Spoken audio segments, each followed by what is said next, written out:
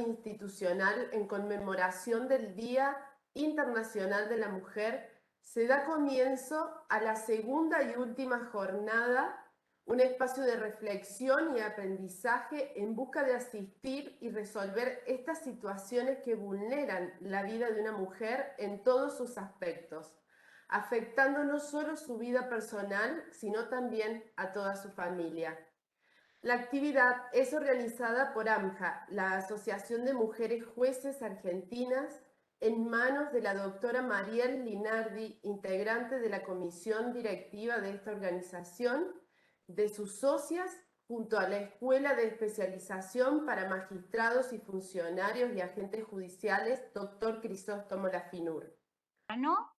Vamos con la doctora entonces Adela Pérez del Viso, que es nuestra siguiente exponente.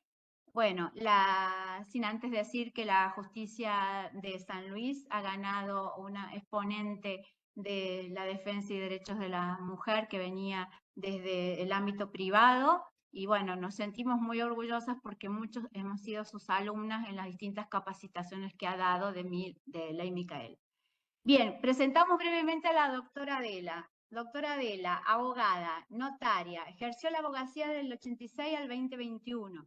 De 2021 a 2022 fue civil, comercial y laboral provisoria en la tercera circunscripción de San Luis, en Concarán. Desde el 5 del 9 del 2022 hasta el presente es miembro de la Cámara de Apelaciones de la primera circunscripción de la ciudad de San Luis, la sala laboral provisora, miembro de la Asociación de Mujeres Jueces de Argentina, capacitadora de Ley Micaela, diplomada en Perspectiva de Género y Diversidad por la Universidad Nacional del Chaco Austral, diplomada internacional en la prevención de violencia de género y políticas públicas en la Universidad Católica de Cuyo, sede de San Luis. Asistió a la conferencia Retos a la Paridad de Género en la Justicia de la Corte Interamericana de Derechos Humanos y Comisión Interamericana de Mujeres, profesora a cargo del curso Acoso Laboral con Perspectiva de Género, dado como curso de autoestudio en la HIPTER, curso homónimo de la plataforma de Fundación Cerefos de Lima, Perú, autora de la obra Woman Right in Context, por supuesto que la doctora Adela lo pronuncia mejor porque es experta en el idioma inglés, maestranza en Derecho del Trabajo y Relaciones Internacionales, tesis en proceso, como decía, profesora de inglés y especialista en educación y derechos humanos. Querida doctora Adela, te escuchamos con tu temática del acoso laboral y la perspectiva de género. Bueno, muchas gracias. ¿Cómo están? Buenas tardes. En primer lugar, muchas gracias a la doctora Linardi por haberme invitado acá a participar con ella y realmente poder redondear entre ambas, siendo ambas juezas del derecho del trabajo, la cuestión relativa a la mujer y el derecho del trabajo. Con la introducción que ha hecho la doctora Linardi, con esa progresión histórica, realmente me parece hermoso poder desembocar en qué es lo que ocurre con el derecho del trabajo.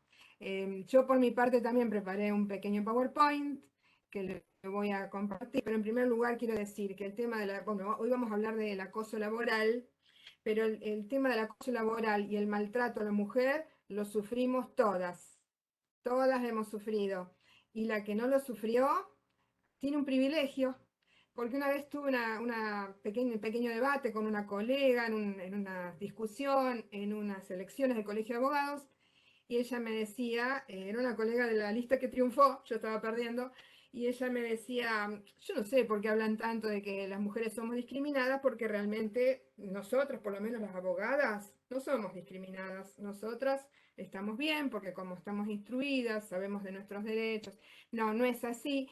Todas las mujeres en algún momento de nuestras vidas recibimos algún tipo de violencia por ser mujer. Lo mismo ocurre con las personas del colectivo LGTBQI+, reciben algún tipo de violencia por no pertenecer al género hegemónico, que es el de los varones. Y aún así, el género de los varones se vería muy enriquecido si realizamos juntos este estudio de género que te marca que la masculinidad tiene que llegar a un cambio en el siglo XXI y considerar otro tipo de masculinidades, lo cual da para otra charla más, de lo cual es muy afecto la autora que citó a la doctora Linardi, que es la socióloga Dora Barranco.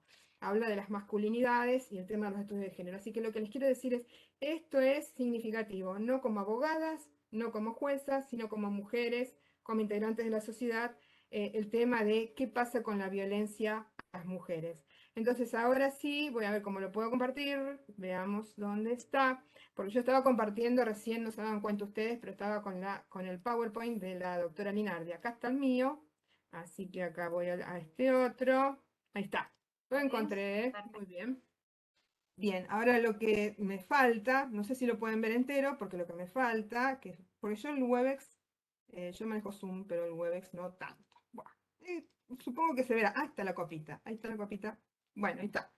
La mujer y el acoso laboral y el convenio 190. Hoy he machacado mucho lo del convenio 190, cada vez que me preguntaban algo les hablaba del convenio 190.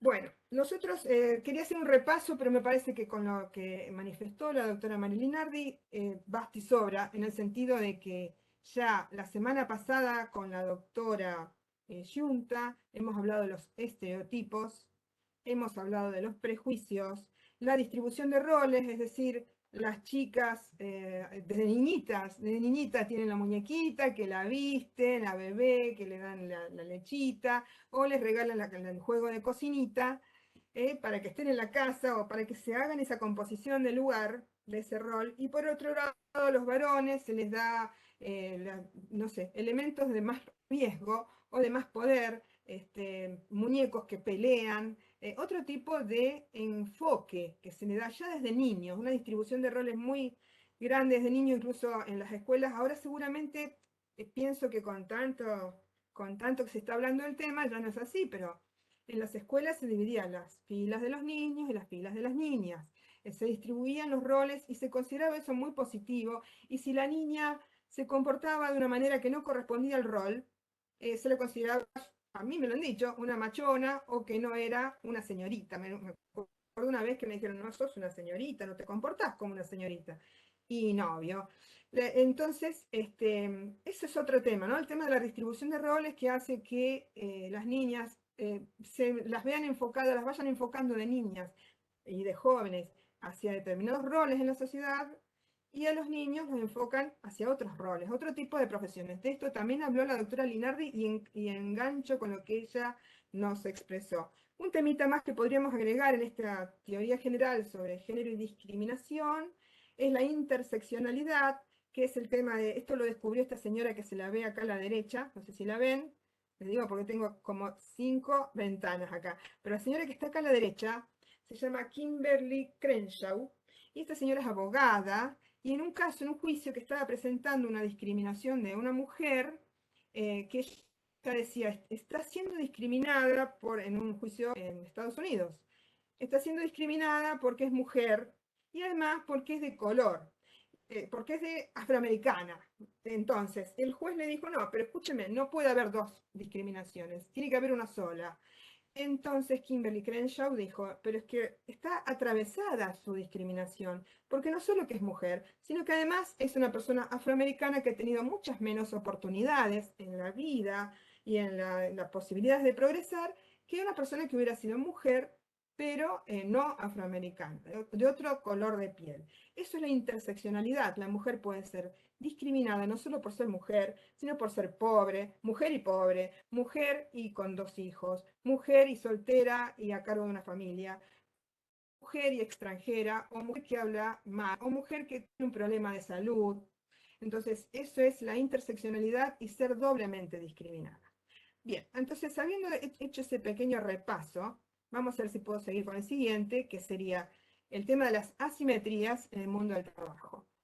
En mi teoría, ahora van a ver mi cuadrito, en el mundo del trabajo se superponen las asimetrías.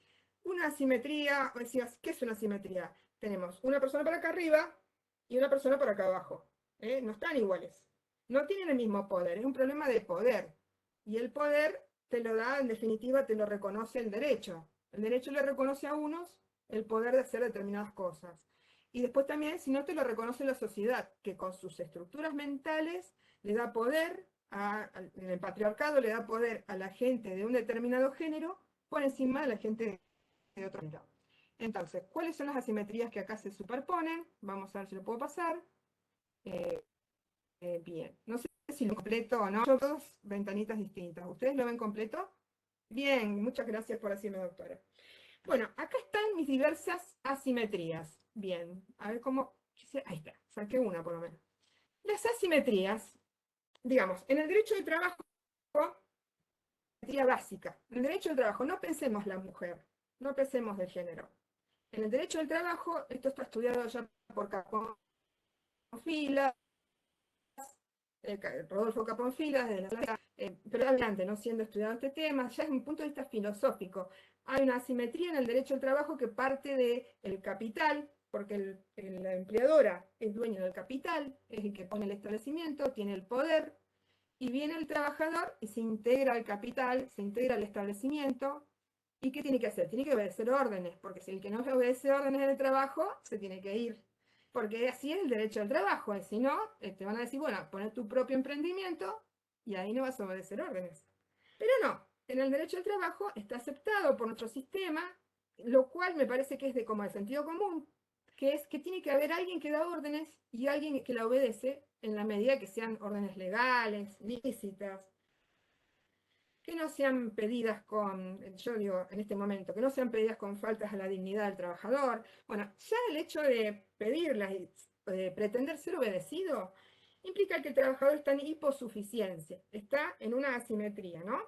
El estudio de la hiposuficiencia siguió más adelante, por ejemplo está el doctor Elías y otros autores que lo desarrollaron, entonces dicen que la hiposuficiencia del trabajador es negocial y reclamacional. Negocial es cuando entra a trabajar y dice, bueno, ¿qué puesto de trabajo me va a tocar? Y usted tiene que hacer esto, esto, esto, esto, y él tiene que decir, sí, bueno, ¿cómo no? Porque si no, no le dan el trabajo.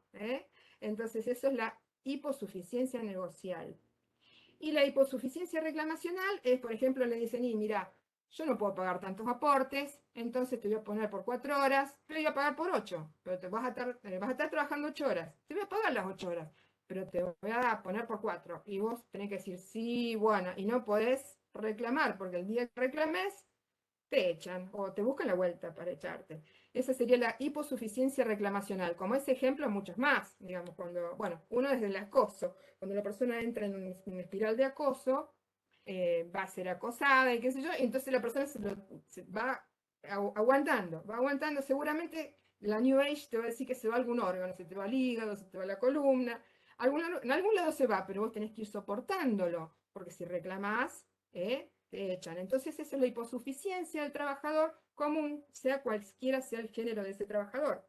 Esto está dentro de las potestades empresariales, una de las cuales es la potestad disciplinaria, que implica que la parte trabajadora te puede sancionar si no obedeces, o el culmine de la potestad disciplinaria es la posibilidad de que te despidan. Bueno, entonces esa sería una primer hiposuficiencia, una primer asimetría. Y ahí es cuando a esa asimetría se le une la otra asimetría, la asimetría de género, la asimetría de la mujer o de los colectivos LGTBQI+, las personas que son discriminadas por su género. Entonces ahí entra el tema de que en general los roles han sido atribuidos de esa manera, que las mujeres hacen una cosa, los hombres hacen de otra, y que si sos mujer se supone que tenés que obedecer, no podés reclamar de determinada manera, se espera de vos que te comportes de determinada manera o que tengas lo que se llama expresión de género, que te vistas de determinada manera. Hay mujeres que han sido despedidas por hacerse un tatuaje, por una falda de determinado color o de determinada altura en la rodilla, por usar tacos, por no usar tacos. Ahí entra la simetría de género. Vos tenés que obedecer, y eso es eso, o sea, vos tenés que obedecer por ser trabajador y después encima, además, te van a, te van a tratar de determinada manera por ser de un determinado género u orientación sexual. Entonces esas son las dos asimetrías que se unen. Bien, pasamos a otro tema. Yo quería decir también que el tema de ese maltrato y esa forma en que se compone la mente con lleno de estereotipos, producto de lo que se dice, los chistes incluso que hay en el medio ambiente en relación con la mujer, no solo están en los hombres, sino que también están en las mujeres. Le pregunto a nuestra querida moderadora si puede ver ese cartelito que está en el medio que dice Walling. Se puede ¿Bien? ¿Lo ver ves? perfecto, William. Bueno, entonces sigo. Se entrecorta por ahí Yo no lo puedo ver. tu audio, Doc, pero está, la diapositiva se ve perfecta. Así que se corta, me acerco más entonces. Bueno, Entrecorta, entrecorta. entonces, Se te se entiende, pero entrecorta. cada tanto. Bien. Bueno, el tema del bullying es así. Resulta que la estructura esa mental que implica que las mujeres tienen que actuar de determinada manera y no actuar de determinada manera, y los hombres de otro, que lleva a juzgar a la mujer, que lleva a despreciarla, a hacer chismes, es decir, que puede llevar a una sanción o a un despido, no está solamente en los hombres, en los varones, en la mente de los varones, también puede estar en la mente de las mujeres, porque es un estereotipo patriarcal que está en la sociedad, no es que está solo en la mente de los hombres. Las mujeres somos las primeras machistas, podemos llegar a ser las primeras machistas. Entonces podemos empezar en un lugar de trabajo a criticar la forma en que se viste. Esta misma mañana, unos señores me decían que en su oficina la jefa criticaba a una de las empleadas que se había puesto el uniforme, que el uniforme era el uniforme reglamentario del lugar, que era una oficina administrativa, pero la señora tenía determinadas características en su cuerpo que la hacían como más voluptuosa, y el uniforme le quedaba ajustado, y la señora le decía, no puedes usar el uniforme así porque queda... Y la directora le decía, no puedes usar el uniforme así porque te queda provocativo, no sé qué tenés que hacer, pero tenés que cambiar.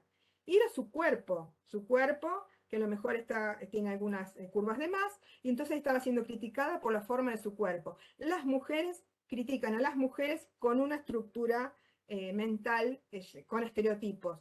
Por ejemplo, en contra de la mujer, atravesado por la gordofobia, que esa sería otra de las formas de discriminación, que se está estudiando, la gordofobia, junto con la discriminación a la mujer.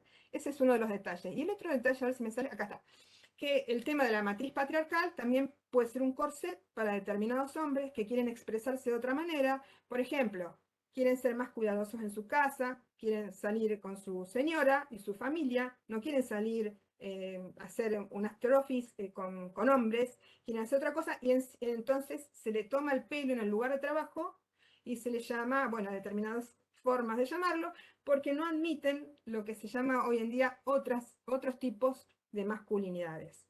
Eso forma parte también del mundo del trabajo y la teoría de género. Después, quería mostrar esta foto, miren. Esta foto es la foto de Agustina Tramontana, no sé si la reconocen, que es la joven que en la semana anterior fue objeto de acoso en su lugar de trabajo. Lo quiero traer para mostrar cómo el acoso puede provenir de no solo de tu patrón o de tu compañero de trabajo, sino también de terceras personas que están en el lugar de trabajo, a raíz del trabajo. Y es un típico caso que después vamos a ver si me alcanza el tiempo porque estoy mirando el reloj. Es un típico caso que está mencionado en el convenio 190 de OIT, porque no solo es la parte patronal o los compañeros de trabajo, sino también toda persona que esté en el lugar de trabajo. Agustina sufrió la doble o triple discriminación o situación de sujeción.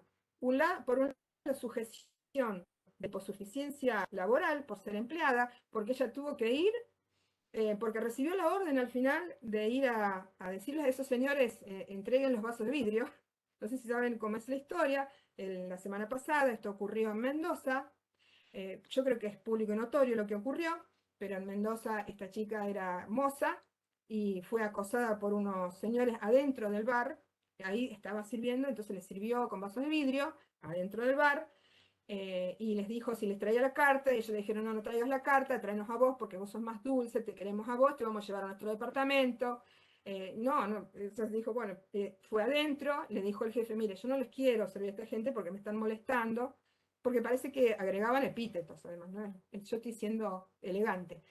Entonces el jefe por lo menos dijo, bueno, entonces anda a atender afuera. Fue afuera, a atender afuera del bar, ellos la siguieron afuera con sus vasos de vidrio a cuesta. Y entonces ahí el jefe le dijo, bueno, ahora anda y decirles que tienen que reemplazar los vasos de vidrio por vasos de plástico porque están afuera. Entonces ahí ven la hiposuficiencia, ella tuvo que obedecer lo que dijo el jefe. Segunda situación que le pasó es la situación de género, las personas estas acosándola. Y tercero, según los medios, la persona, esta niña Agustina, estaba trabajando en forma no registrada. Así que tenemos una tercera forma donde la mujer puede ser discrimina a mujer o también todo ser humano cuando está trabajando, como decía acá Pánfilas, el trabajo en forma no registrada es la primera discriminación porque te impide acceder a un montón de derechos que sí tienen los que están trabajando en forma registrada. Bueno, entonces, en honor a Agustina Tramontana, yo voy a seguir explicando este tema del acoso laboral. Bueno, entonces acá yo traje una pequeña análisis en 2 o 3 puntitos de la ley de contrato de trabajo, en el sentido de que, a ver si puedo eliminar esto, por favor, no sé cómo sacarlo, bueno, no voy a poder. Lo voy a correr, ahí está. Bueno, el Perdón, Doc, número si te 1, podemos ayudar, ¿qué es lo que querés eliminar? se me abren un montón de ventanitas, culpa del De todos sistema los web. participantes. No importa, no te preocupes, seguimos adelante. Primero, nuestra ley de contrato de trabajo es excelente. Yo doy inglés jurídico cuando tengo que hablar de employment law o labor law, que es lo que pasa en los lugares anglosajones. Me encuentro con que las normas de derecho laboral que hay en otros lados son, no sé, están en los pies al lado de lo que es en carácter protectorio que tiene nuestro derecho laboral, que tiene un mártir, que el autor de la ley de contrato de trabajo, como ustedes saben, algunos sabrán, fue un mártir porque en el proceso militar, por haber sido uno de los autores de la ley de contrato de trabajo y haber llevado adelante los derechos del trabajador, lo martirizaron y lo dejaron a un costado del camino en Mar del Plata, el doctor Centeno. Bueno, la cuestión es que la ley de contrato de trabajo de 1974 sí aborda el tema de mujeres y se llama el capítulo Trabajo de Mujeres, pero el tema es que en realidad mi tesis es que no está protegiendo a la mujer, está protegiendo el embarazo de la mujer o el bebé que va a dar a la luz la mujer. No sea cosa que se pierda el bebé o se pierda el embarazo o se pierda la cápsula que era la idea de familia, papá, mamá y nene que existía en ese momento. Porque en realidad se refiere a la licencia por maternidad, a qué pasa cuando tiene el bebé, que haga un periodo de estar con el bebé, etcétera, etcétera. Y, por ejemplo, establece que casos de discriminación de la mujer por embarazo o casos de discriminación de la mujer lo de la mujer por matrimonio. ¿Por qué no considera que hay casos de discriminación del varón? Porque resulta que esa norma, si bien habla del trabajo en general, está insertada en el capítulo de trabajo de mujeres. Porque la idea es que la mujer, cuando se case, teóricamente, en la matriz patriarcal, se va a ir a su casa. Entonces, para evitar que la despidan por eso establece la discriminación, el caso de presumir que por matrimonio fue discriminado. Entonces, hay una serie de notitas en la ley de contrato de trabajo que tienen que ser revisadas porque están basadas en una estructura mental de, ¿cuántos años va? Casi 50 años. Esto tiene que ser revisado y rehumanizado, por eso le llamo yo rehumanizado, a la luz de la Convención CEDAW que ha explicado también la doctora Linardi, la Convención CEDAW, la Convención Belém do Pará. La terminología también tiene que ser revisada, porque nuestra ley de contrato de trabajo todo el tiempo habla del trabajador o del empleado. Solamente habla de la empleada para estos casos que les he dicho, en el capítulo trabajo de mujeres, o incluso llegó a decir que las mujeres no tenían que trabajar en horario nocturno. Hasta tal punto quería proteger a la mujer, pero desde el punto de vista de protejamos a la mujer para proteger la familia, no la mujer en sí misma. Entonces la terminología tiene que ser revisada en su totalidad, buscando la forma de que tenga no solo el lenguaje llano, que es bastante lenguaje llano que tiene, sino que tenga un lenguaje inclusivo. Después también, siempre hablo de, como ahí dice, trabajador o empleado. Después también se tiene que revisar el tema de las tareas de cuidado, porque como les digo, se estableció la discriminación por matrimonio para el caso de la mujer. Gracias a Dios, la jurisprudencia ha ido cambiando. Eso hoy tenemos un plenario de la década del 90, es el plenario, plenarios de la Cámara Nacional de Apelaciones del Trabajo, que dijo que también la discriminación por matrimonio se extiende para el varón. Lo que pasa es que en ese momento, y hasta no tanto tiempo, se entendió que no se le aplicaba la presunción de discriminación, que sí tenía el caso de la mujer. Entonces había que demostrar que fue despedido porque se había casado. Y ustedes saben que demostrar una discriminación es meterse en la mente del que discriminó y es muy difícil. Entonces, es mucho más fácil si uno realiza una presunción legal a partir de determinados indicios y la otra parte podría llegar a destruir esa presunción con otras verdades. Por ejemplo, podría llegar a dar otras razones por las que despidió al trabajador varón después que se casó. Hoy en día hay otro fallo, un fallo de la Corte Suprema de Justicia de la Nación del año 2020, que dice que se aplicaría la misma norma que se aplica para el caso de las mujeres, con la presunción de las mujeres, pero el tema es que la ley en sí ha quedado de modé, ha quedado antigua, tiene que ser revisada. Por ahí a uno le da un poco de miedo que se pongan a revisar la ley, no sea cosa que en vez de ir para adelante vayamos para atrás. Pero bueno, esta es la idea, que la terminología tendría que ser revisada y estos enfoques sobre la mujer tendrían que ser revisados. El artículo 17, que menciona también como un avance que está en nuestra ley de contrato de trabajo, también le podemos ver en la contracara y observar que no menciona, por ejemplo, que podría ser discriminado por género, por razones de género, porque dice por sexo, pero podría decir por género, por expresión de género, por tener cargas de familia, por su orientación sexual, no lo dice el artículo 17. Dice que el trabajador no tiene que ser discriminado por razones de eso, pero podríamos agregar otras razones que podrían llevar a discriminación y que podrían ser observadas. Y si no, igual la jurisprudencia, yendo más allá con la obligación de convencionalidad, lo agrega, porque dice, bueno, la Convención de Belém do Pará, la Convención CEDAW, el Convenio 111 de la OIT, marca que no podemos discriminar. Sí, bueno, pero siempre estamos haciendo uso de normas convencionales. Cuando en nuestra ley de contrato de trabajo, esta parte podría ser revisada.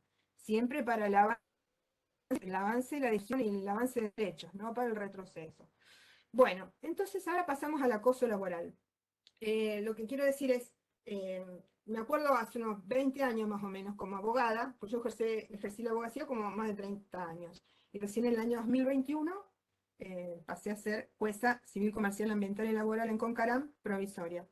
La cuestión es que hace como 20 años un cliente me vino a plantear que estaba siendo acosado. Y el cliente, un señor, me acuerdo que era un varón, el señor me trajo una publicación de una revista tipo de psicología, donde hablaba de lo que se llamaba mobbing. Y para mí fue como una revelación. En ese momento, 20, 25 años, más tiempo capaz.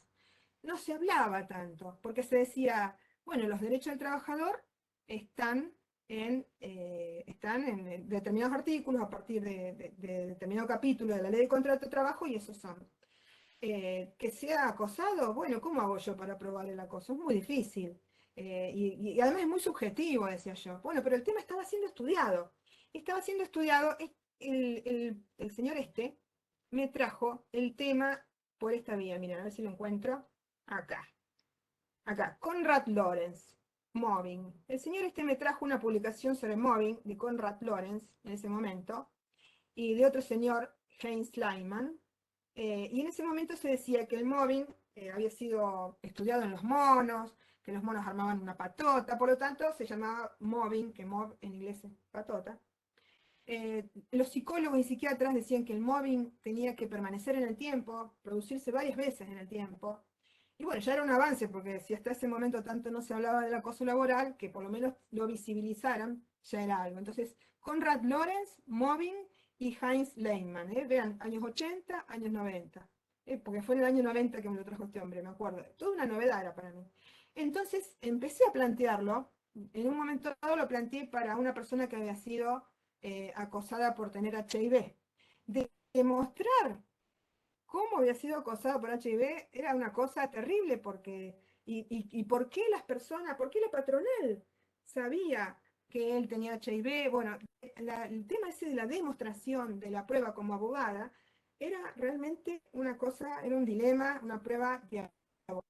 Entonces, quería ir mostrando cómo se fue evolucionando esto. Entonces, primero les muestro esto, ¿ven? El año 2007, este caso, que lo saqué del microjuris, que decía que Conrad Lorenz, no sé si, que se tiene que mantener en el tiempo, y en ese momento, en el año 2007, en este caso, por ejemplo, le rechazan la demanda por mobbing. Se hablaba de que no se puede plantear el mobbing junto con el despido, que no, el mobbing, después había otros colegas que yo había visto que reclamaban el mobbing como si fuera un rubro más. O sea, no estaba claro cómo hacer con el mobbing, siendo que ahora ya vamos a ver cómo llegamos a la idea de acoso laboral. En cambio, acá podemos ver un fallo del año 2015 del doctor Raffagelli. El doctor Raffagelli, me saco el sombrero, forma parte de la sala sexta de la Cámara Nacional de Apelación del Trabajo y era integrante del equipo federal de trabajo con el doctor Caponfilas y fue a ocupar la banca, digamos así, del doctor Caponfilas cuando él se jubiló y era, digamos, de la escuela del doctor Caponfilas. Él entonces dice, un ambiente de trabajo hostil y dañino puede ser un lugar que sea riesgoso para ese trabajador. Y generalmente dice está basado en un clima de organización que es negativo, basado en un liderazgo que es autocrático, que es una persona que es muy despótica. El tema es que en este caso, para contar qué pasaba en ese caso, que acá podemos ver CGH contra Contact, del año 2015, se trataba de una trabajadora que le iba a preguntar algo a la supervisora y ella le decía, no, ya, o supervisor, me parece que era más. Supervisor le decía, después. Y después la hacía salir sola, se le había agarrado entre ojos a esta señora. La hacía salir sola, le prohibía hablar con los compañeros, la aislaba, le controlaba el horario en que iba al baño, la aislaba de todos lados, después le terminó gritando. Bueno, entonces el doctor Raffagelli, para este caso, dijo que se había probado que había un ambiente de trabajo agresivo, hostil y dañino, basado en un liderazgo muy autocrático, muy despótico. En otro caso, en este caso es un caso, ven acá, en interseccionalidad con gordofobia, que lo vamos a contar porque desgraciadamente, en este caso que se llama Iglesia contra CASE Argentina, la señora actora lo perdió al juicio. Lo perdió porque le dijeron que no había podido demostrar que había sido objeto de acoso. En este caso, el jefe le golpeaba la puerta a su casa, la llamaba a su teléfono personal, le decía que hablara con él, que se iba a preocupar de la salud de su hijo, y todo el tiempo le decía que bajara de peso, que estaba muy gorda. Una vez dice que hasta le trajo la balanza para que se pesara. Todo eso según la demanda. La llamaba, le tocaba el timbre fuera de horario. Anda a saber, la gente puede hacer cosas por causas muy locas. Generalmente porque ellos no están bien consigo mismos. Pero ¿por qué el trabajador o trabajadora los tiene que soportar, digo yo? Bueno, porque uno siempre se pregunta, ¿por qué me hace esto? ¿Por qué? ¿Y saben qué? Una vez hablando con un psiquiatra, un perito psiquiatra, me dijo que las personas que son objeto de acoso no son las que son clínicas y que no Perdón, Doc, les importa perdón. Está tan nada. interesante, perdón que te interrumpa, está tan Las interesante. acoso, ¿Puedes repetir la última parte que se cortó? ¿a partir de cuándo? Uy, repetí desde el momento que dijiste, estabas hablando lo del psicólogo, del psiquiatra. Explica desde la Sí, parte del es psiquiatra. un caso real que tuve, ese hace como unos 15 años, que es un caso donde era una señora que trabajaba en una empresa y era objeto de acoso, una chica muy linda además, pero podría no ser linda, eso es lo de menos. Y entonces era objeto de acoso, la molestaban todo el tiempo, al final, generalmente, uno de los caminos que les pasa es que terminan pidiendo una licencia psiquiátrica o psicológica, psiquiátrica, y terminan teniendo que pedir licencia, y se les acaba la licencia, y después quieren entrar en tareas pasivas, que les cambian de lugar, y así estamos. Ese era el camino normal que te marca la ley de contrato de trabajo, que de alguna manera no condice con las actuales normas del convenio OIT. En el caso de esta señora, yo ofrecí un perito psiquiátrico que hizo todo un informe donde realmente expresó cómo se sentía esta señora, porque aunque había desaparecido la relación laboral, todavía un año, 2 años después, ella seguía muy mal, al punto tal que pasaba por delante de la empresa y tenía la tendencia a no contener este interés. Imagínense qué mal que estaba esta señora. Y ahí el psiquiatra me dijo que mejor está bueno porque es de experiencia propia, ¿no? Como abogada a psiquiatra, que este tema del acoso no les pasa, las víctimas de acoso generalmente no son personas cínicas que no les importa el trabajo. Al contrario, las víctimas de acoso son las personas, niñas 10, digamos, que han sido siempre cumplidoras y que son tan que se preocupan. Y como se preocupan, a veces hacen horas de más o hacen horas de más en su casa y son tan cumplidoras y entonces cada vez más. Después ya se establece un patrón donde es toda exigencia para ellas. Y entonces se establece este patrón donde un punto tan, cuando ellas quieren poner límites a esta exigencia, se produce eso del abuso sobre ellas, es decir, no, como no me vas a trabajar si siempre trabajaste así. Entonces, las personas que son objeto de uso, generalmente son las que son más cumplidoras, no las menos cumplidoras. Es al revés de lo que se piensa generalmente. Bueno, en este caso estoy mostrando Iglesias contra Cantini, es un caso con gordofobia, mezclado con gordofobia, abuso por gordofobia. Ella lo denuncia en los telegramas, después lo denuncia en la demanda. Puede llegar a probar, dijo en el caso judicial, que la actora no había demostrado las situaciones fácticas invocadas. A ver, es del año 2014 el caso. Y entonces dice, la decisión de considerarse despedida por acoso resultó ilegítima, o sea, perdió su relación laboral y no fue indemnizada, a pesar de haber sido acosada. Después tenemos este otro caso, es un caso nuevo, de ahora de febrero del 2023, ha cambiado la visión, ¿ven? Pasamos del 2014 al 2023. Y ahora hay nuevos casos, y entonces se consideran probados las situaciones de acoso mucho más fácilmente, y se ordena, en este caso concreto, se ordenó que la parte patronal va a estar fuera a hacer un curso de género, que tenían que hacer un curso de género. A ver, no, esperen, este no es el caso. No llegué. Bueno, no, en este caso concreto que vemos acá, caso que le dijeron que era extemporáneo, y que el abuso sexual, abuso laboral, abuso de poder, abuso de autoridad, había ocurrido un año antes. Si ella entonces el año posterior es despedida, entonces ella planteó que había sido en realidad despedida porque había reclamado por acoso y se dijo que era extemporáneo. No sé si lo consigné acá o no, en este fallo nuevo que vi de la semana pasada, que hay un cambio de paradigma y ahora se manda a veces a la empleadora a hacer un curso, como si fuera un curso Ley Micaela, pero un curso de género. Bueno, como ven, hay un problema de carácter probatorio, que también lo mencionó la doctora Mariel Linardi en su anterior disertación, cuando se refirió al caso de Pelicori. A ver cómo probar el acoso laboral y la persecución. Siendo las 7 de la tarde, o sea que me deben quedar unos 10 minutitos, ¿puede ser? Exactamente, Dos, y sos muy puntual porque tenemos unos 10 o 15 minutos más al habérselo otorgado la doctora Linardi también. Muy bien. Entonces, tenemos el criterio probatorio del acoso, este es el caso que mencionó la doctora Mariel Linardi, el caso Pelicori, de la Corte Suprema de la Nación, era una empleada administrativa en el Colegio Público de Abogados de Capital Federal, en el año 2011, y fue despedida.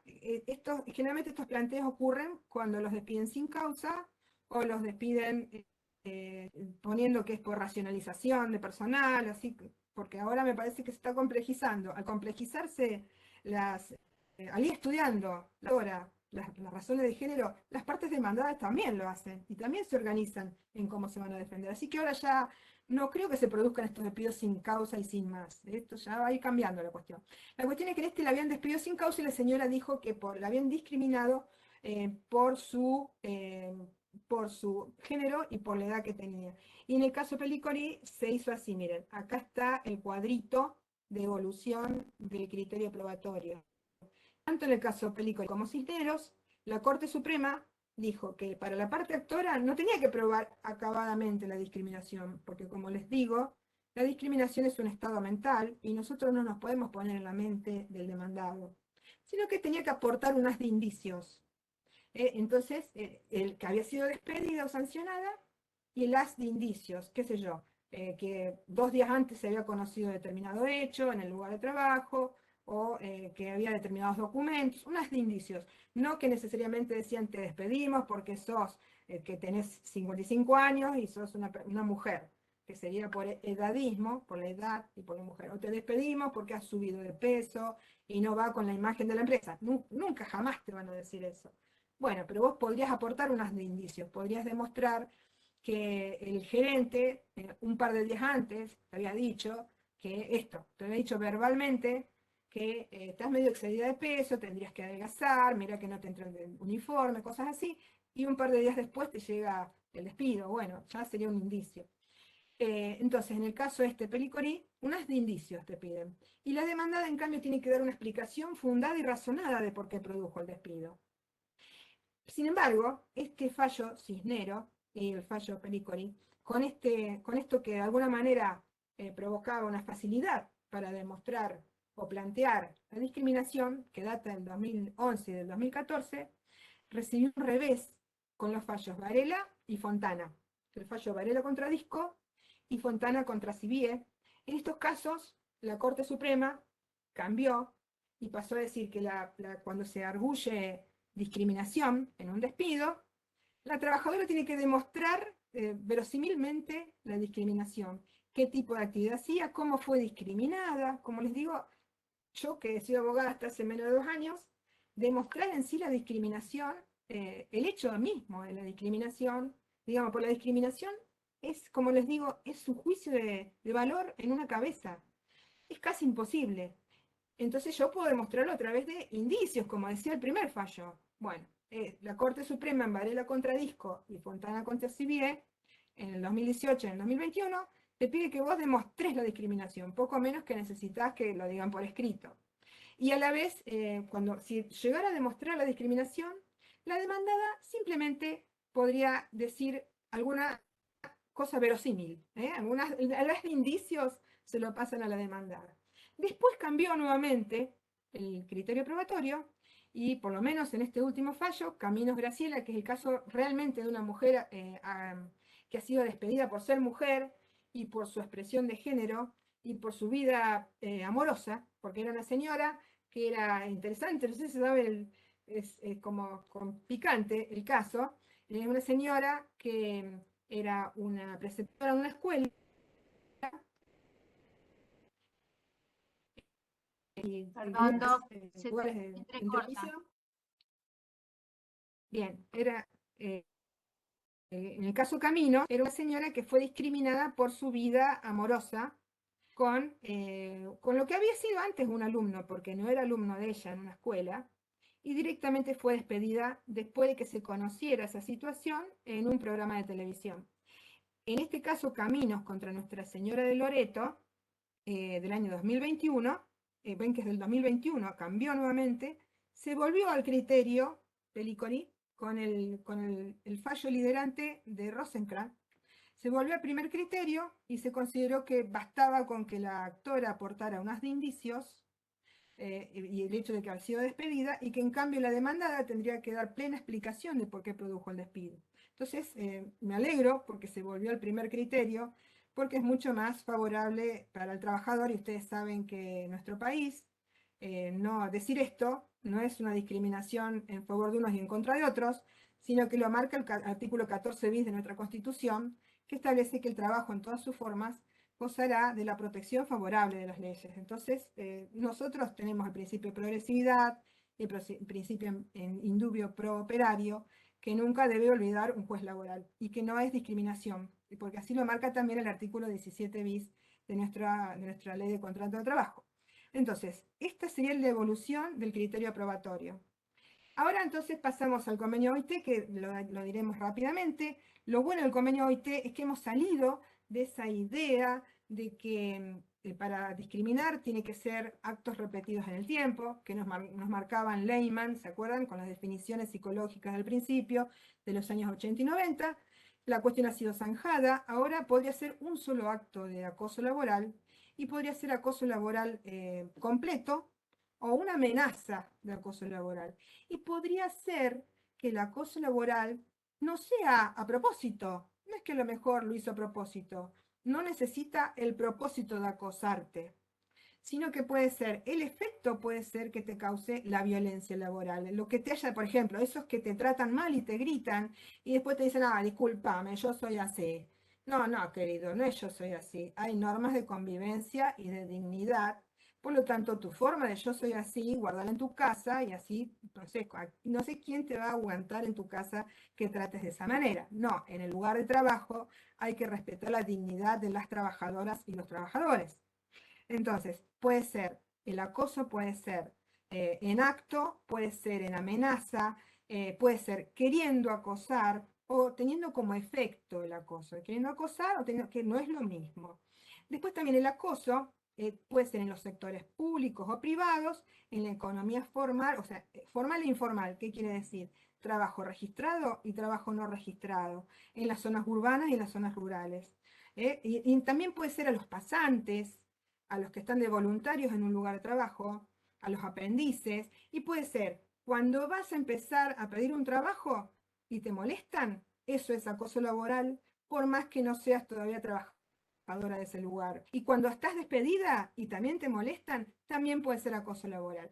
El acoso laboral además ha sido de alguna manera desprendido de la idea de que tiene que ser sexual o de género. A ver, acoso general, la violencia y el acoso laboral general, que comprende el acoso por razones de género, que sería esto que vamos a ver acá. No, ya está, ese está. Entonces ya saben ustedes, el artículo 1 tenemos el acoso en general y el acoso por razones de género. ¿En qué lugares se puede acosar?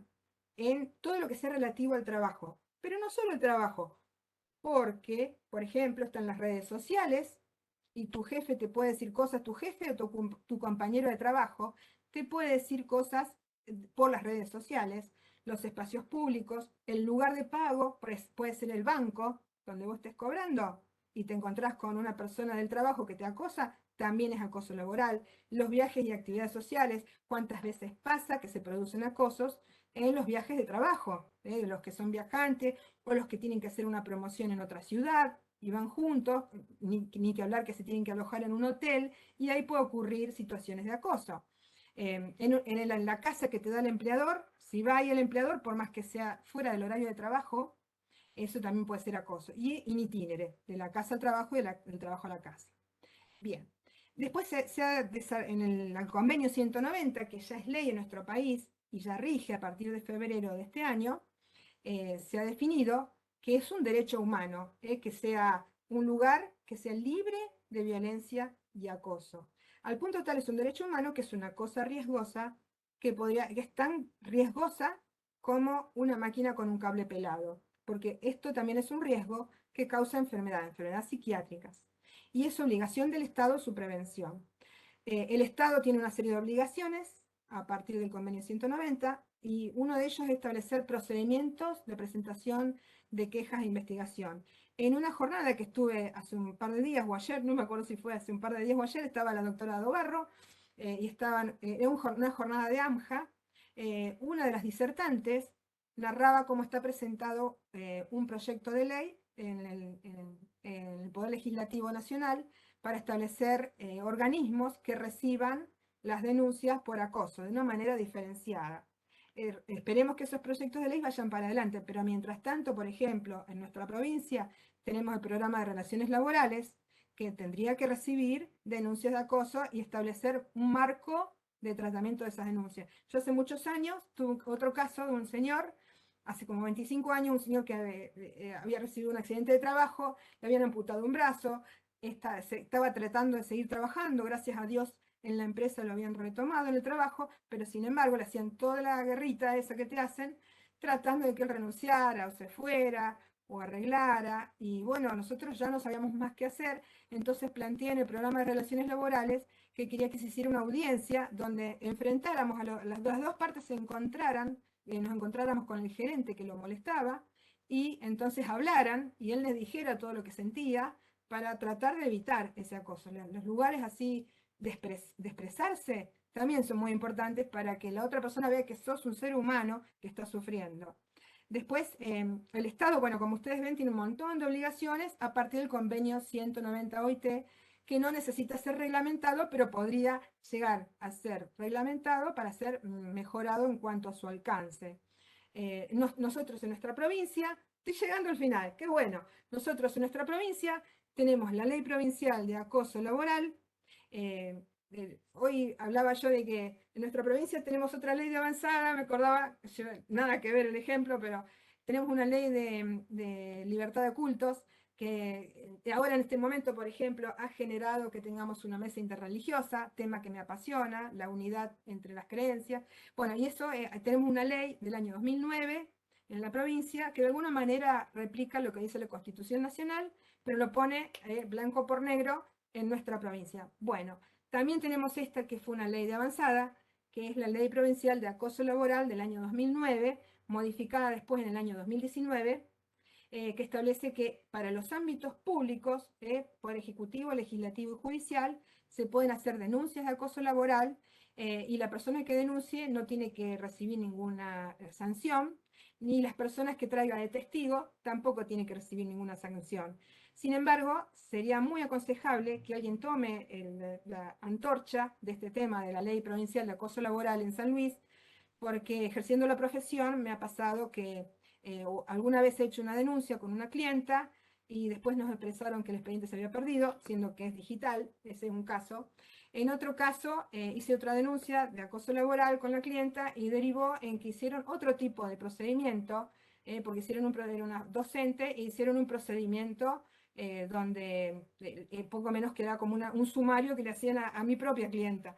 Entonces, que no se tergiverse la idea del acoso laboral, que vaya por su propio carril. Si tienen que hacer una investigación a la escuela donde se ha hecho la denuncia, que la hagan, pero el acoso laboral tiene que recibir su camino, que lo marca la Ley Provincial de Acoso Laboral en San Luis y que también establece estas prohibiciones de represalia contra la persona que lo denuncie. Ahí está, ¿ves? Llegué a gracias. Muchas gracias por todo.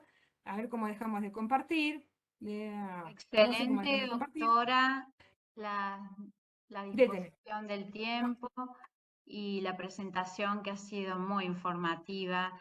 Les quiero comentar que hay felicitaciones para ambas en el chat, mucha información para reflexionar, felicitaciones repetidas.